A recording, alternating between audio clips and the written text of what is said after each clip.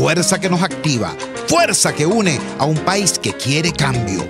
Mi nombre es Chuo Torrealba y estoy contigo desde las 5:30 de la mañana para que te enteres de todo lo que acontece dentro y fuera de un país en crisis, un país que quiere cambio y libertad. Unidad, la fuerza es la unión, de lunes a viernes desde las 5:30 de la mañana con Chuo Torrealba, solo por RCR, porque lo bueno une. Moisés Naim en Efecto Naim. Hola, soy Moisés Naim desde Washington. Conéctese a rcr.tv. También nos puede seguir por @Efecto Naim en Twitter. Y estamos en Facebook y en Instagram. Y no olvide que puede disfrutar todos los contenidos del programa cuando usted quiera, suscribiéndose a nuestro canal de YouTube. Nos vemos en la radio. Los miércoles y viernes a las 7 de la noche. Solo por RCR 750 AM. RCR 750 AM. Porque lo bueno une. El siguiente programa de opinión contiene elementos de lenguaje, salud, sexo y violencia que pueden ser escuchados por niños, niñas y adolescentes sin supervisión de sus madres, padres, representantes o responsables. RCR presenta Buen Provecho, una producción nacional independiente con certificado número 22.388 para dar cumplimiento al artículo 14 de la Ley de Responsabilidad Social. A partir de este momento, los invitamos a formar parte de esta mesa donde se componen y descomponen los problemas del país.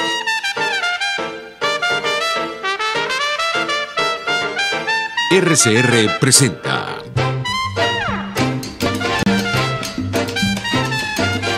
Buen Provecho con Thais Peñalver.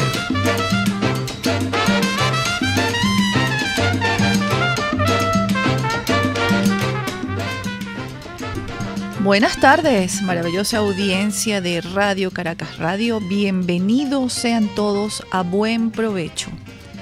Quiero recordarles que Radio Caracas Radio es la última ventana de libertad que tiene Venezuela.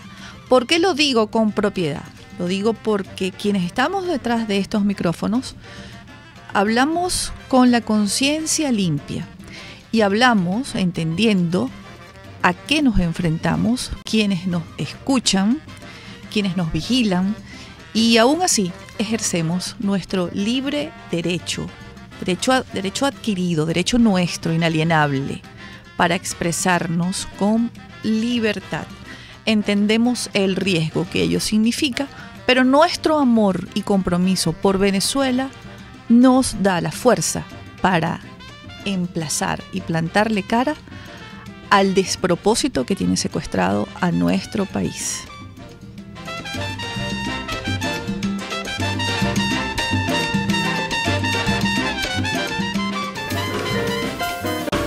Justicia, con la magistrada emérita del Tribunal Supremo de Justicia, Blanca Rosa Mármol de León. Buenos días, encantada de estar con ustedes, como siempre. El tema, por supuesto, cada vez más duro y más difícil. En estos días hemos estado viendo el secuestro como una práctica policial, natural, y que se plantea tranquilamente como secuestrar por parte de la policía el familiar de una persona, de un perseguido político concretamente, para que éste se entregue, incurriendo así, serenamente, por no decir alegremente, en delitos que están tipificados en la Ley contra la Extorsión y el Secuestro y el Código Penal. También hemos visto en estos días, ayer concretamente, un presunto allanamiento en la casa de la diputada Pichardo. Adriana Pichardo. Sí, se presentó unos seres diciendo que eran del SEBIN. Pero cuando decimos policía política, el mundo civilizado y moderno entiende, porque solamente Sí. no hay policías políticas en democracia, magistrada. Es cierto. Es muy Entonces, correcto. podemos llamarlos policías políticas. Llamémoslo de esa manera, es correcto. Esa policía política que se hacía pasar por SEBIN, siglas desgraciadamente por todos conocidos, también decía la gente que tenía en su uniforme las iniciales que decían que correspondían a DIGESIN. Bueno, uno u otro son policía política, de todas maneras. Ahora bien, ¿por qué hago referencia a esto? Bueno, porque además de todo, de ser un allanamiento entrecomillado, sin orden judicial, van a la casa de la diputada, sin respetar, por supuesto, como ya hemos visto que lo han hecho tantas veces, la inmunidad parlamentaria, amenazan al familiar, es decir, a la madre, le hacen saber que la orden de allanamiento es las armas que ellos tienen, que son armas largas, entran a la casa y hacen lo que saben hacer, que es sembrar el terror. Nosotros estamos ante el terror como política de Estado. Es terrorismo de Estado, eso se repite una y otra vez. El día de hoy todavía no está claro, bueno, no está claro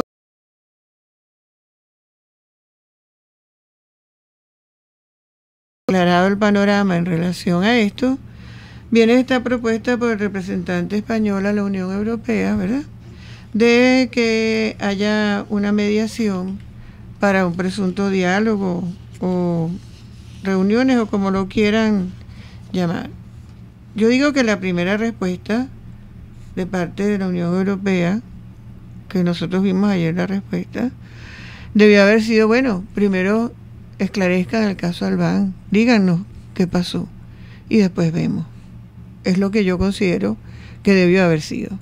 Vimos una respuesta aparentemente firme de la representante, donde decía que las sanciones no se retirarían, que las sanciones no son a Venezuela, sino que son personales, como bien lo sabemos, y como debe ser, y que no sabían si estaban las condiciones.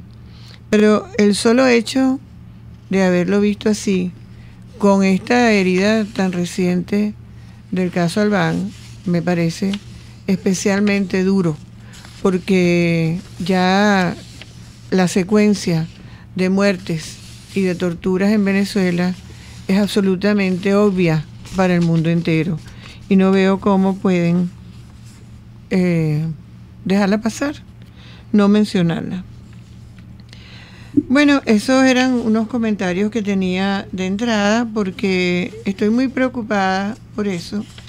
Y también quería mencionarles, como ya lo he hecho antes, que en relación al Albán, aún en el supuesto del suicidio, que con tanta serenidad, por decirlo de alguna manera, se maneja en las autoridades como vamos a decir, la solución, entre comillas, que los dejaría a ellos sin responsabilidad, eso no es verdad, porque sería un suicidio inducido por la desesperación de un encierro, de un aislamiento, de una falta de comunicación con su gente, con sus abogados, sería la consecuencia de una detención arbitraria en el aeropuerto, y así lo fue también, recordaba yo, el caso en el helicoide, suponiendo que fuera cierto, del señor González, que allí se suicidó. ¿Por qué? Porque le vinieron las ideas suicidas repentinamente en el helicoide, porque siempre las había tenido en su vida, como pretenden presentar ahora el caso de Loren. No, es por la desesperación a que la gente es llevada, en el último caso, por la amenaza de llevarlo a una cárcel como Tocorón, porque la amenaza de llevar a una persona a la cárcel en Venezuela es el infierno en la tierra. Eso es lo que son las cárceles en Venezuela. De manera que yo creo que merece una especial consideración la situación moral en que nosotros nos encontramos y la manera de hablar de personas como el fiscal así llamado, designado por la constituyente, o el defensor del pueblo. Uno tratando de resolver el asunto como que con un suicidio ya quedamos libres de polvo y paja, como dicen, y el otro, el defensor, diciendo que hay que tener cuidado pues en las instalaciones de donde tenemos a los presos aislados y torturados, no vaya a ser que se nos vayan a suicidar. De manera que yo de verdad estoy escandalizada y realmente esta situación ante la Unión Europea me parece de verdad el colmo. Usted habla de cárceles, magistrada. Yo creo que en Venezuela no hay cárceles. En Venezuela hay depósitos de seres humanos que son tratados con desprecio, donde hay tortura y tratos inhumanos y crueles. Llamarlos cárceles es darles una connotación que realmente no se merecen porque no lo son. Las cárceles son otra cosa, así como los gobiernos son otra cosa. Tenemos hoy a un invitado de lujo que queremos darle la bienvenida porque nos interesa aquí en este espacio, justicia, saber cuáles son los caminos que debemos transitar después de casi 20 años de abusos de poder, de violaciones sistemáticas a los derechos humanos hacia los venezolanos desde el mismo instante que llegó Hugo Chávez Frías al poder. Es decir, que esto no comenzó con las protestas que fueron masacradas en el 2017 ni en el 2014, porque aquí el primer asesinato por violencia política fue en el año 2000 y desde ese momento no han parado. ¿Eso qué significa? Eso significa que no son casos exclusivos de Venezuela, porque en el 2011 fueron asesinados venezolanos que estaban ejerciendo su legítimo derecho a la marcha y a la protesta en la avenida Baral. Se dirigían libremente hacia Miraflores, porque es su derecho, y policías, francotiradores apostados en las azoteas de los edificios de esta avenida asesinaron a una marcha que estaba conformada por personas inocentes. De modo que no son crímenes solamente cometidos aquí en Venezuela, sino que son crímenes contra la humanidad ya. Allí cayeron venezolanos, hombres, mujeres, jóvenes, adolescentes, cayeron bajo la lluvia de balas ordenadas desde Miraflores. De manera que esto no es nuevo en este país y como la justicia tarda pero llega, hoy tenemos como invitado al doctor Blas Jesús Imbroda, presidente del Colegio de Abogados Penal Internacional. Ha sido decano del Ilustre Colegio de Abogados de Melilla, abogado en ejercicio desde julio de 1981, pertenece a los colegios de abogados de Melilla, Málaga y Madrid, es consejero del Consejo General de la Abogacía Española desde el año 2001, tiene un máster en Derecho Penal Internacional por la Universidad de Granada, un máster en Relaciones Internacionales por la Universidad Católica Santa Teresa de Jesús de Ávila, un máster de Derecho Internacional Unión Europea, especialista en Justicia Constitucional y Tutela Jurisdiccional de los Derechos por la Universidad de Pisa en Italia. Es doctor en Derecho por la Universidad de Málaga. Bienvenido a Buen Provecho, aquí en Radio Caracas Radio, Caracas, Venezuela, doctor Blas Jesús Imbroda. Muy buenas. Estamos acá con usted, la magistrada emérita Blanca Rosa Mármole León, le habla Thaís Peñalver. Estamos en la última ventana de libertad que le queda a Venezuela. Yo quisiera preguntarle, porque la magistrada estaba haciendo una introducción denunciando casos de crímenes gravísimos que se han cometido últimamente, presuntamente por el Estado. Debemos hablar así porque usted sabe la situación a la que nos enfrentamos. Yo quiero preguntarle, ¿puede el Estado ser terrorista, doctor Blas? Bueno, lógicamente bajo ningún concepto un Estado puede ser terrorista. El Estado está para proteger a sus ciudadanos, para proteger los derechos, para proteger las libertades, para tutelar los derechos humanos, y el Estado tiene que estar para apoyar y para ayudar a la sociedad, ni muchísimo menos para ser terrorista. Esto que han definido ustedes hablando, y lo que la magistrada hablaba, bueno, técnicamente en derecho penal internacional es lo que se denomina un crímenes de lesa humanidad, de lo que les puedo hablar. Sí, la magistrada se refería a la semana pasada, el día lunes exactamente, un concejal de uno de los partidos de oposición, aquí la oposición ha sido barrida prácticamente, ha sido como un genocidio, llegaba procedente de Estados Unidos y en el aeropuerto fue secuestrado porque nadie le dijo usted está detenido por tales y tales cosas, no tuvo derecho a un abogado, estuvo incomunicado hasta el día domingo, lo llevaron a un tribunal y el lunes, cuando lo estaban esperando sus abogados y sus familiares y sus compañeros de partido, pues anunciaron desde aquí quienes ostentan la fiscalía que el señor se había suicidado. No ha habido mayor respuesta, lo que hay es un repudio colectivo contra este hecho. ¿Dónde ocurren estas situaciones? ¿En qué tipo de modelos políticos o regímenes ocurre que el ciudadano no está protegido por el Estado? ¿En qué modelos no hay Estado de Derecho, que es lo que ha descrito la magistrada, que es la protección al ciudadano? ¿En qué modelos no hay justicia, doctor Blas? Pues mire, en las dictaduras, las autocracias, en las dictaduras, que son absolutamente despreciables, un régimen absolutamente despreciable, una dictadura, por principio, es allí donde no se respetan los principios y los valores del Estado de Derecho. Los principios y los valores del Estado de Derecho de verdad es el Estado social, el Estado democrático de derecho. Los principios y valores del Estado social y democrático de derecho, que son los estados de las democracias, son aquellos que sus pilares, sus valores, pues son por supuesto la división de poderes, es el principio de igualdad ante la ley, es el principio de sometimiento ante la ley de todos los poderes públicos sin discriminación, es aquel en el que la independencia judicial es un principio básico y esencial y no hay espacios absolutos de impunidad, es aquel en el que el derecho de defensa está totalmente garantizado y la tutela judicial efectiva también, una tutela judicial independiente. Es decir, bueno, pues ese es el Estado de Derecho de verdad, donde se protege o al menos se regulan todos los mecanismos de tutela y de protección de los derechos humanos, que es algo básico y es algo que tienen que hacer todos los gobiernos, que tienen que hacer todos los estados.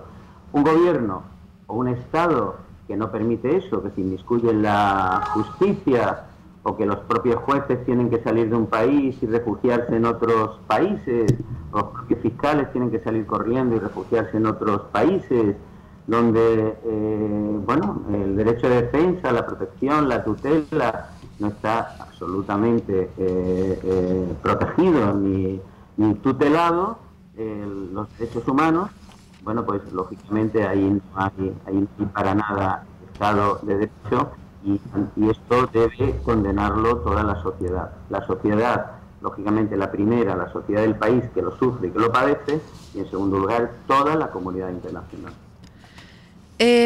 Doctor Imbroda, aquí en Venezuela se tomaron por asalto, le dijeron al Poder Judicial, a esa independencia judicial que es necesaria, que es imperante, que es la columna vertebral de toda democracia, le dijeron manos arriba. En un momento determinado Hugo Chávez Frías entró al Tribunal Supremo de Justicia en el año de la apertura judicial, creo que fue en el año 2005 si no me equivoco, y allí los recibieron los magistrados de toga y birrete cantando y aplaudiendo "UA, Chávez no se va". Para usted, ¿fue ese el momento en el que Venezuela perdió a la justicia imparcial? No me responda, por favor, que tenemos que ir a una pausa y ya volvemos con nuestro invitado de hoy, Blas Jesús Imbroda, presidente del Colegio de Abogados Penal Internacional, acá en Buen Provecho por Radio Caracas Radio.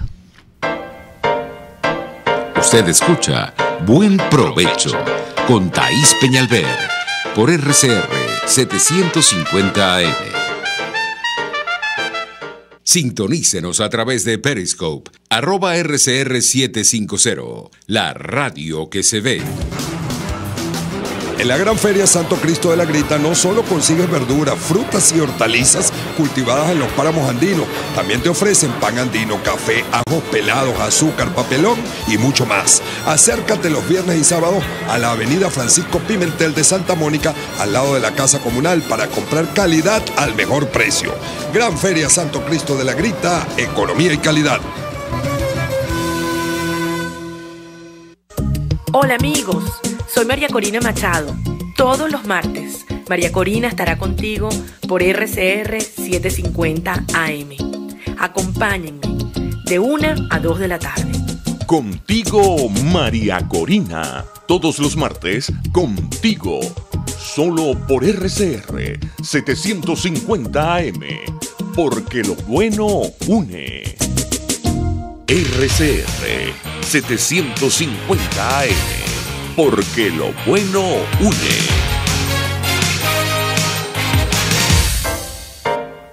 Los grandes temas se debaten en la mesa. Buen provecho. Con Thaís Peñalver, @RCR750. Continuamos amigos en Buen Provecho. Les recuerdo que estamos conversando con nuestro invitado de hoy en el espacio Justicia, con Blas Jesús Imbroda, presidente del Colegio de Abogados Penal Internacional. En una entrevista, el doctor Imbroda decía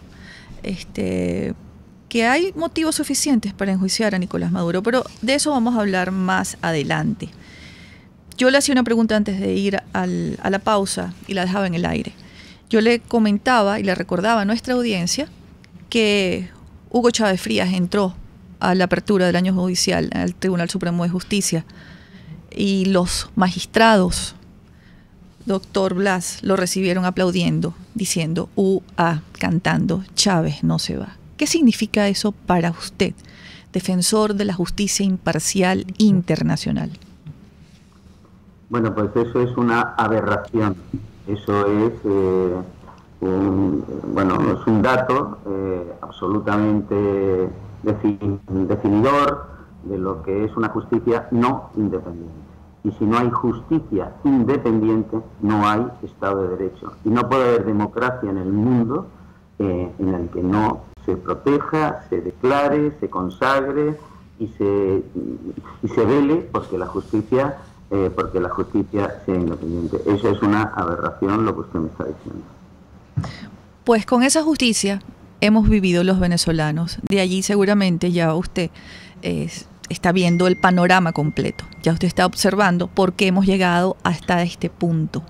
La magistrada quiere hacerle una pregunta. Sí, encantada de saludarle, doctor Imbroda, y muy agradecida de que nos esté dedicando este tiempo. Encantado. Muchas gracias. A usted. Gracias. Mire, quería destacar también, aparte de lo que dijo Thaís, que cuando este régimen comenzó, nosotros asistimos, yo estaba entonces en el Poder Judicial. Quiero decirle que yo pasé 37 años en el Poder Judicial aquí en Venezuela, desde defensora pública de presos hasta magistrada de la Sala Penal del Tribunal Supremo de Justicia, de tal manera que lo he vivido intensamente. Ahora bien, cuando este régimen llegó, otros jueces y yo, que en ese momento todavía lo era, contemplábamos aterrados cómo se leían unas listas todos los días de jueces destituidos y de jueces suspendidos, simplemente sin procedimiento alguno y por lo que ellos llamaban un número de denuncias.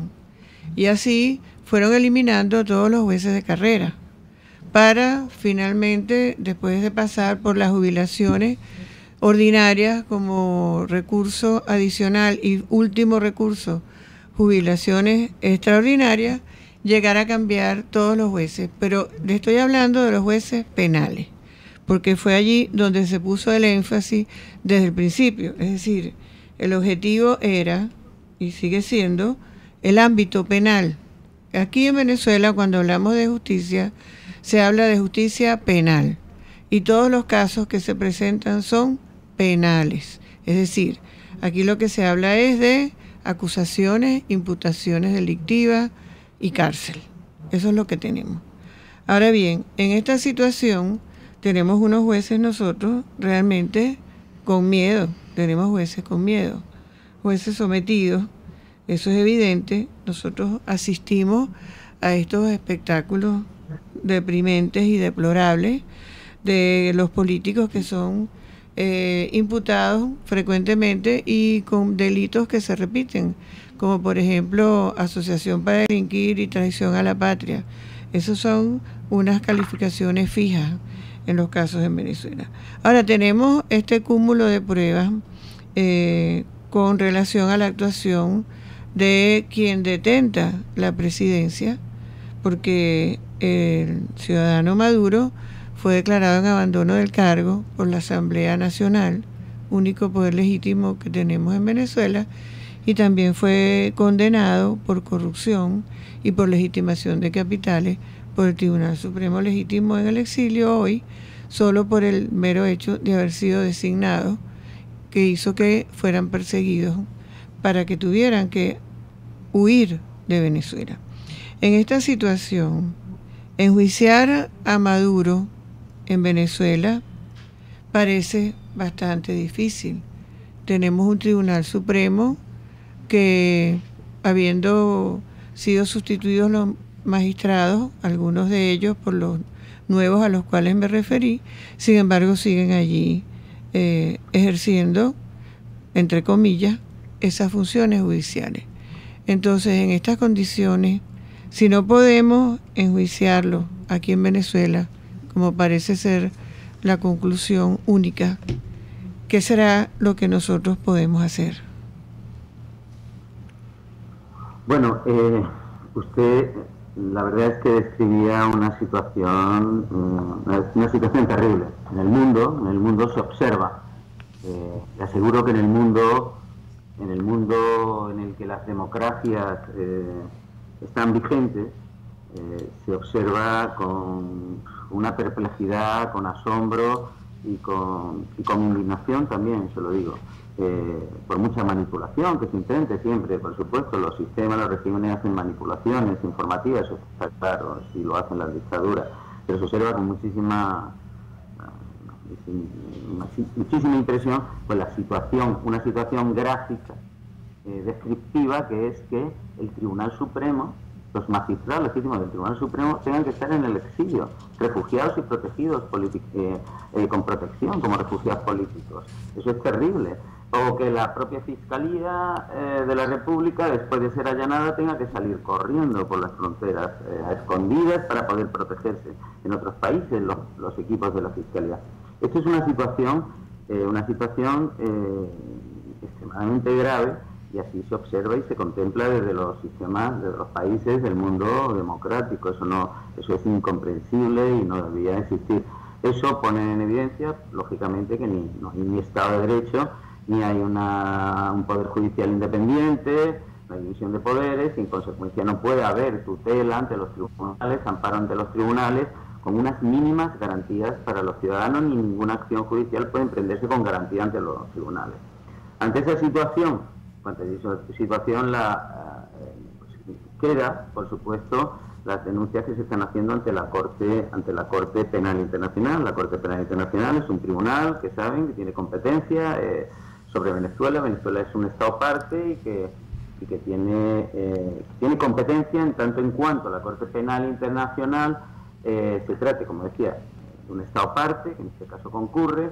En segundo lugar, pues por el principio de complementariedad, que la Corte Penal vea que no tiene capacidad o que no va a haber actuación por parte de los tribunales del país nacional. Y en este caso, por principio de complementariedad, bajo ningún concepto Venezuela va a depurar ninguna responsabilidad a nadie del régimen ni a nadie del poder establecido. Eso no tiene vuelta de hoja, y la prueba evidente, como le decía, es que los propios Tribunal Supremo está en el exilio y la propia Fiscalía también está en el exilio. Eso es una evidencia manifiesta, palpable y constatable. En consecuencia, el principio de complementariedad tiene que actuar la Corte Penal Internacional. Y luego la tercera competencia es ver si se han cometido actos que sean materia de alguno de los crímenes internacionales que el Estatuto de Roma regula, que saben ustedes perfectamente, son el crimen de genocidio, crímenes de guerra o crímenes de lesa humanidad. Y entonces nos encontramos ante el posible supuesto o constatable supuesto, de crímenes de lesa humanidad, que son los ataques generalizados, sistemáticos, contra la población civil, con el consentimiento de los aparatos del poder o incluso dirigidos por los propios aparatos del poder, y que luego se materializan en actos que establece el estatuto de la Corte Penal Internacional, como pueden ser asesinatos, torturas, detenciones arbitrarias, persecuciones políticas, etcétera, y otros actos más que define el Estatuto de Roma a la hora de tipificar el crimen de lesa humanidad. Si es así, sería la Corte Penal Internacional la competente para conocer estos casos. De hecho, en la práctica, la Corte Penal Internacional tiene incoado un examen preliminar y ahora deberá abrir una investigación, máxime después de que, tras la denuncia de la Fiscal General de Venezuela, la ampliación de la denuncia de la Fiscal General de Venezuela en marzo, la denuncia fue en noviembre, la ampliación fue en marzo, la denuncia el testimonio de pruebas que mandó la Organización de Estados Americanos, también con un informe relativo a posibles crímenes de lesa humanidad que se estaban cometiendo, propio informe del Alto Comisionado de Derechos Humanos desde Ginebra, denuncias que han hecho muchas ONGs, y bueno, incluso la remisión y la petición de actuación por parte de 6 estados partes a la Corte Penal Internacional, pues la Corte Penal Internacional evidentemente tendrá que abrir un procedimiento de investigación. El examen preliminar deberá pasar a procedimiento de investigación, y cuando pase al procedimiento de investigación es cuando ya se empieza a ver hechos que se van produciendo, medidas, decisiones, órdenes que va dictando la Corte Penal Internacional, que pueden ser órdenes de detención, que pueden ser de diversos tipos, las órdenes que remiten ya a la Corte Penal Internacional a través de la Sala de Cuestiones Preliminares, una vez ya iniciada la investigación, que por supuesto seguro no tendrá, estoy seguro, convencido que la Corte Penal Internacional, tras todo esto que le he comentado, tendrá que. Ahora bien, entendemos que está bien sustentado porque presentaron un documento de más de 500 páginas, escrito en español, y entregaron miles de pruebas. ¿Cómo consiguieron las pruebas? ¿Podría usted decirnos, por favor? Vamos a ver. Sí, se puede. El cuerpo probatorio, pues, sí se puede hablar de eso. Las pruebas aportadas por la Fiscal General de la República, que fueron muchísimas, permítame que yo no dé dato al respecto, permítamelo, lógicamente, pues bueno, con la reserva, incluso... Claro. Deba hacerla así, y es la propia Fiscal General de la República, que sigue en el exilio, la que debería dar sus datos, pero algo es obvio y algo es objetivo, es objetivo. La Fiscalía General de la República, o la Fiscal General de la República con sus equipos, ha estado años en la Fiscalía y en consecuencia ha visto, ha observado, ha comprobado, ha podido investigar y ha podido tener acceso a datos sumamente delicados relativos a las posibles comisiones de crímenes que definimos crímenes contra la comunidad internacional, en este caso contra el pueblo de Venezuela, pero son crímenes contra la comunidad internacional, todos los crímenes competencia de la Corte Penal Internacional. El crimen de lesa humanidad es un crimen que se define como un crimen contra la comunidad internacional, no solo alcanza, por eso el Tribunal Penal Internacional no solo alcanza a las víctimas, lógicamente las que las sufren directamente y las que las padecen son las víctimas del país, pero eso es algo que alcanza a toda la comunidad internacional y que debe en consecuencia tener una respuesta a la comunidad internacional. Por eso se crean los tribunales penales internacionales. Pero sí, la Organización de Estados Americanos sí que estuvo practicando una serie de pruebas, que fueron aquellas audiencias que fueron públicas y en las que hubo personas del propio régimen que estuvieron declarando y dando datos específicos sobre determinadas violaciones de derechos humanos, determinadas conductas que pudieran ser constitutivas de crímenes de lesa humanidad. También el Alto Comisionado de Derechos Humanos de Ginebra también levantó la voz y mandó alarmado un escrito a la Corte Penal Internacional. Hay ONGs, por supuesto, y activistas de derechos humanos que han aportado también pruebas ante la Corte Penal Internacional. Quiero decir que datos, por supuesto, hay, por supuesto.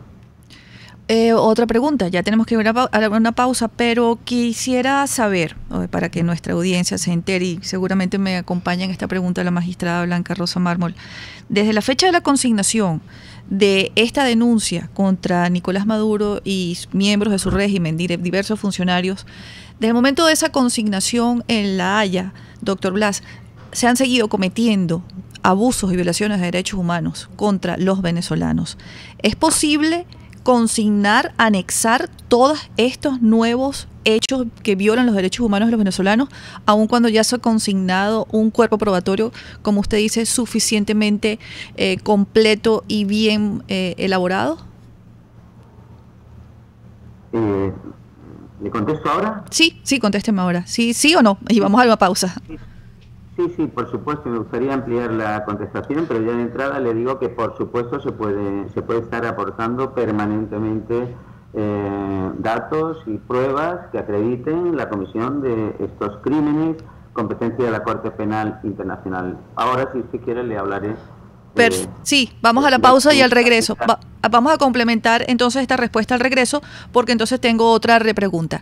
Ya volvemos, amigos, vamos a una pausa. Estamos hablando con el doctor Jesús Imbroda, presidente del Colegio de Abogados Penal Internacional, experto en el tema de accionar en la Corte Penal Internacional, y nos está dando en este momento una clase magistral de cómo se consigna una denuncia contra un dictador, cómo se procesa, y bueno, al regreso sabremos si es viable, cuántos han sido procesados en ejercicio de sus funciones y qué debe esperar la sociedad venezolana y qué debe hacer también para que esto sea un hecho. Creemos en la justicia, son los caminos más lentos, pero los más seguros para la prosperidad y la paz de los pueblos. Ya volvemos. Usted escucha Buen Provecho con Thaís Peñalver por RCR 750 AM. Son las 12:38. Las lesiones articulares o musculares son más frecuentes de lo que piensas. La Unidad de Cirugía Articular y Medicina Deportiva Haroldo Macareño y Guillermo Rangel cuenta con el mejor equipo de traumatólogos reconocidos por la Sociedad Norteamericana de Artroscopia. Ubícalos en la Policlínica Metropolitana o al 0414-305-8176. Superar tu lesión es nuestro compromiso. Puedes seguirnos en nuestras redes sociales. En Twitter, @RCR750, la radio que se ve.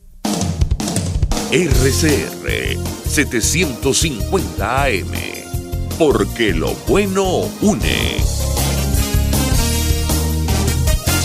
Pluralidad contigo, respeto contigo, responsabilidad contigo, libertad contigo.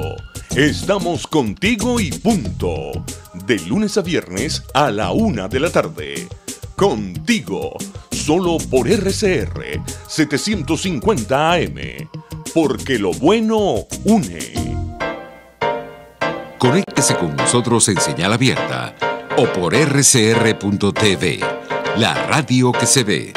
Y síganos en Twitter, @RCR750 y @PrensaRCR. Y buen provecho.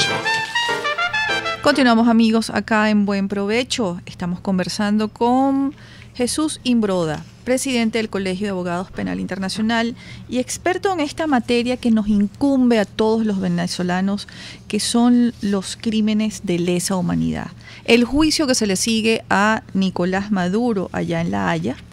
Y antes de ir a la pausa le preguntaba, porque estos documentos fueron consignados, estas pruebas fueron consignadas en marzo, tengo entendido. Queremos saber si se pueden seguir consignando pruebas, porque pareciera, doctor Blas, que la arremetida del régimen no para. Pareciera que es a diario. La magistrada comentaba que ayer le habían violado la inmunidad parlamentaria a una diputada de la oposición, entrando cuerpos de seguridad de Nicolás Maduro a su residencia cuando ella tiene inmunidad parlamentaria. Eso no puede ocurrir. No solamente la atacan a ella, sino que atacan la privacidad de su vivienda, y además su madre, su madre estaba allí. Entonces pareciera que no tienen límite. Queríamos saber entonces, que es la pregunta, ya nos ha respondido que sí se pueden seguir consignando. Desde el momento en el que ya está abierto el expediente, está abierto el proceso, ¿pueden los venezolanos organizados seguir consignando estas violaciones de los derechos humanos que son recurrentes y diarias por parte del régimen de Nicolás Maduro? Sí, bueno, esto que contaba la señora magistrada da una sensación de que pareciera como si el régimen estuviera instalado en una conciencia propia de impunidad absoluta, de que puede hacer lo que quiera.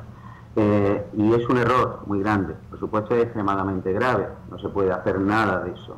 Pero la conciencia o incluso la confianza propia en la impunidad permanente de las personas que se instalan en el poder y consideran que van a ser, que son impunes y que así será siempre, esto es un error por ellos mismos. Mire lo que le digo, y la historia, y ahí está la historia en materia de justicia penal internacional. Tarde o temprano se responde ante la justicia penal internacional. Tarde o temprano se responde ante la justicia. Tarde o temprano pues, se responden de todas estas barbaridades, que se hacen. No le quepa la menor duda. Y la historia lo contará. Por otra parte, por lo que respecta a las pruebas, por supuesto que se pueden estar aportando pruebas, máxime cuando los crímenes se puedan estar cometiendo de forma continua. El caso, por ejemplo, de Venezuela es un caso singular en la experiencia de la Corte Penal Internacional. Lo he dicho yo ya públicamente en alguna ocasión y en conferencias y en intervenciones públicas. A diferencia de la experiencia de la Corte Penal hasta ahora, en la que se han estado investigando, analizando y juzgando crímenes contra la comunidad internacional, crímenes, competencia de la Corte Penal Internacional, que ocurrieron en un momento determinado, pero finalizaron en un momento determinado. El primer juicio, el caso de Tomás Lubanga, juicio que acabó con sentencia en el año 2012, con una sentencia, una pena de 14 años, o el caso de Germán Katanga, es decir, crímenes que se han cometido en unos momentos determinados, pero que finalizaron, y así ha estado trabajando la Corte Penal Internacional. Ahora se enfrenta la Corte Penal Internacional ante una nueva experiencia que es, pues sería equivalente a lo que se denomina en el derecho penal los delitos continuados, los crímenes continuados. Es decir, no estamos hablando de hechos que sucedieron en un momento determinado, que por supuesto son hechos que sucedieron en un momento determinado en el pasado, sino de hechos también que siguen continuando, y de hechos que a lo mejor, desgraciadamente, a lo mejor no, a lo peor, perdón, desgraciadamente van a seguir continuando. Es decir, que no hablamos de hechos que acabaron, sino de hechos que siguen. Y por tanto, la Corte Penal Internacional, ante esta nueva situación de crímenes continuados que siguen, tiene que actuar de otra manera, tiene que actuar, por supuesto, con mucha más agilidad, con mucha más celeridad, con mucha más eficacia, con mucha más contundencia, y parar con sus actos, o intentar parar con sus actos, los crímenes y el sufrimiento de las víctimas que siguen padeciendo estos crímenes. Yo he dicho públicamente, y lo digo, los tiempos de La Haya, los tiempos de la Fiscalía en La Haya, los tiempos de la vida en La Haya, no son los tiempos de las personas que sufren las atrocidades día a día. Los tiempos de La Haya son tiempos plácidos, tiempos tranquilos. Es decir, la Fiscalía puede decir, bueno, pues ya veremos el año que viene, dentro de 2 meses, dentro de 4 meses. Pues mire usted, ya veremos dentro de 1 año, 4 meses, 3 meses, significan 30 días cada mes con 24 horas donde hay personas sufriendo y víctimas que esperan una respuesta, y en consecuencia los tiempos de La Haya no valen para los tiempos de las personas que sufren los crímenes contra la humanidad. Por supuesto, tiene que trabajar con mucha más eficacia y con mucha más celeridad la Fiscalía. Ahora bien, la fiscal está al tanto de lo que está pasando. Ya a estas alturas debió haber revisado buena parte de los expedientes y las pruebas consignadas. Doctor Blas, la fiscal debe tener conciencia de que este no es un régimen donde se respetan los derechos humanos y que todos los venezolanos, sin excepción, son vulnerables todos los venezolanos están en estado de indefensión. Ella, a pesar de saber, la fiscal en este momento, a pesar de saber lo que sufre el pueblo de Venezuela, puede darse el lujo de tomarse todo este tiempo para emitir una opinión. Ella necesita que se cierre el caso, que terminemos de consignar documentos, o que la fiscal Luis Ortega Díaz termine de consignar documentos. Ella no puede emitir en este momento un dictamen que le dé una alerta a Nicolás Maduro, que sepa y que le diga que lo están vigilando y que lo van a juzgar, porque cuenta con todos los números, por decirlo de alguna manera, para ser enjuiciado en La Haya. Pues mire, desde mi punto de vista, no solo podría, debería hacerlo. Se lo digo con toda la plena convicción. Puesto que tiene pruebas sobradísimas para actuar. Y si no está actuando es para pensar que está fallando por parte de la propia fiscal. Y nada más, algo debe estar, no sé, fallando, o algo debe estar haciendo, debe estar reflexionando, pero le digo que puede reflexionar, puede seguir mirando, viendo, etcétera, pero que tome conciencia de que los tiempos esos no son los mismos de los que sufren día a día como víctimas crímenes de lesa humanidad. En consecuencia, esos tiempos ese chip en cuanto a los tiempos debe cambiar y debe actuar con mucha más celeridad y mucha más agilidad. Yo estoy convencido que actuará, estoy convencido de eso, y si no actúa, con todo el respeto del mundo, desde mi punto de vista, se está equivocando. Me ha impresionado mucho la parte de su declaración en que dice que los tiempos de La Haya son plácidos, tranquilos, que son días que se viven o se cuentan de una manera diferente, pero sin embargo, usted ha hecho el señalamiento importantísimo que esos son días de 24 horas y de 24 horas de sufrimiento para los que siguen siendo víctimas en este momento en Venezuela. Mientras nosotros hablamos, están las víctimas en Venezuela, en las mazmorras, están siendo torturados, están privados de su libertad injustamente, no tienen juicio, no son llevados a los tribunales, no se les respeta el debido proceso, están incomunicados. Todas esas circunstancias que están precisamente sancionados en la Corte Penal Internacional. Ante esto, y retomando la conversación que ustedes tenían, la doctora Thais y ustedes, sobre el actuar de la fiscal, yo quisiera agregar que además nosotros tenemos información de que la fiscal se reúne con una hermana de un funcionario de mucho peso aquí, que es el Tarek El Aissami, en Venezuela, que es un representante importante del chavismo, y uno se pregunta, bueno, ¿puede la fiscal ante la Corte Penal Internacional estar tomando el té con la representante del gobierno imputado en el caso concreto? Porque esa es la situación que tenemos planteada, y enseguida viene la pregunta, ¿cabrá una recusación contra esta fiscal? Que en mi juicio, aparentemente, por un conjunto de indicios que hemos tenido a la vista, está parcializada. Por favor, doctor Blas, no responda ahora que tenemos que ir a una pausa, pero ya volvemos con nuestro último espacio de Buen Provecho y la respuesta a esta contundente pregunta de la magistrada Blanca Rosa Mármol de León. Ya volvemos. Análisis, opinión, entretenimiento y mucho más.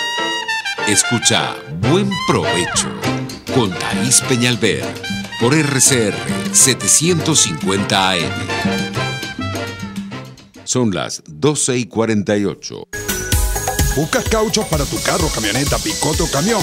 Acércate a la Cauchera Fran Luis, donde tienen el que buscas al mejor precio y con insuperables promociones. Cauchera Fran Luis, al final de la avenida Baral, pasando la estación de servicio, teléfono 0212-481-1752. Cauchera Fran Luis, tu mejor opción. Puedes seguir nuestra programación a través de rcr.tv, la radio que se ve. RCR 750 AM, porque lo bueno une.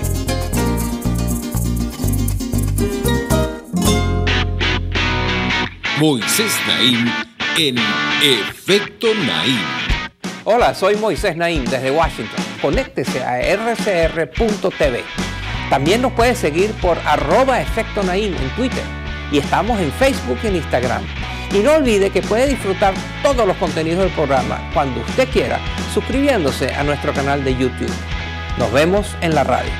Los miércoles y viernes a las 7 de la noche. Solo por RCR 750 AM. Los grandes temas se debaten en la mesa. Buen provecho. Con Thaís Peñalver, @RCR750. Sí, estamos de nuevo esperando pues el comentario de nuestro ilustre invitado sobre lo que le he planteado, que ha llegado a Venezuela de diferentes maneras, la han visto, la gente lo relata, hay videos, en fin, todo eso nos hace surgir esas preocupaciones y la pregunta, ¿conoce la fiscal esta situación? Bueno, mire, en La Haya se sabe y se conoce, bueno, es público y perfectamente, el régimen de Venezuela tiene a una persona específicamente y especialmente dedicada al tema de la Corte Penal Internacional, hermana de un alto cargo, la señora Haifa El Aizami, que es conocida en La Haya en su cargo de embajadora ante la Corte Penal Internacional. Y supongo que realizará acciones y actuaciones tendentes a intentar contrarrestar de alguna manera la actuación de la Corte Penal Internacional. Ante eso yo lo que le puedo decir es dos cosas. Una, la Corte Penal Internacional no se puede ni se debe dejar influenciar absolutamente por nadie. La Corte Penal es el primer tribunal penal internacional permanente con vocación universal que se crea en la historia del derecho penal y es independiente, una de las características fundamentales que definen la existencia del Tribunal Penal Internacional, de la Corte Penal Internacional. Entonces, en su condición de independiente no se tiene que dejar, por supuesto, influenciar por nadie. Es cierto que, y está en las redes sociales y está en los medios de comunicaciones, pues fotos en las que a lo mejor se ve a la embajadora con alguna alta autoridad, como fue el fiscal general de Venezuela, el actual fiscal general del régimen en la Corte Penal Internacional, siendo recibida por la fiscal, la doctora Fatou Bensouda, la fiscal jefe. Bueno, ante eso, que es cierto que ha provocado una indignación grande en todo el ámbito de las víctimas, de la oposición de Venezuela, y en general, en todas las personas que creen en la Corte Penal Internacional, en la que yo creo absolutamente, se lo digo y la defiendo, este tribunal, como justicia penal independiente. Bueno, pues yo les digo que es un error por parte de la señora, de la doctora Fatou Bensouda, hacer recepciones, recibir a esas personas. Yo creo, en mi opinión, la fiscal Bensouda se equivoca, no tiene que recibir absolutamente a nadie, ni a esta señora, ni a la embajadora, ni al fiscal, ni a nadie. Créanme, es mi opinión y estoy convencido de ella. Se equivoca en esa postura la fiscal. Ella no ostenta la representación de la Corte Penal Internacional. La representación de la Corte Penal Internacional la ostenta el presidente de la Corte Penal Internacional, que es el que tendrá que hacer los actos protocolarios con los estados partes, con los embajadores y demás. Y el presidente de la mesa de la Asamblea de Estados partes también ostenta representación, pero fundamentalmente el presidente. La fiscal Fatou Bensouda debería estar en su despacho exclusivamente trabajando e investigando y dirigiendo los equipos de investigación y no tener actuaciones ni funciones protocolares. Lo digo con todo respeto para ella, no quiero decir que lo haya hecho o que lo haga con mala fe, pero sí digo que se equivoca. Desde mi punto de vista, se equivoca. La Fiscalía no tiene que estar haciéndose fotos ni recibiendo, ni muchísimo menos de estados que están siendo objeto de investigación, pero da igual, de ninguno. La función de la fiscal jefe de la Corte Penal Internacional es la de dirigir los equipos de investigación, trabajar e investigar, y no estar en los protocolos de este tipo que levantan y que suscitan todo tipo de dudas y todo tipo de críticas por parte de la opinión pública. Es decir, para eso, les repito, está el presidente de la Corte Penal Internacional, que tendrá que recibir, por supuesto, por protocolo, quiera o no, a distintas personas dentro de los estándares de los servicios de las relaciones institucionales y de los protocolos que ellos tienen. Por lo tanto, claro que sí ha sospechado, se han generado muchas sospechas, Por esto le estoy explicando.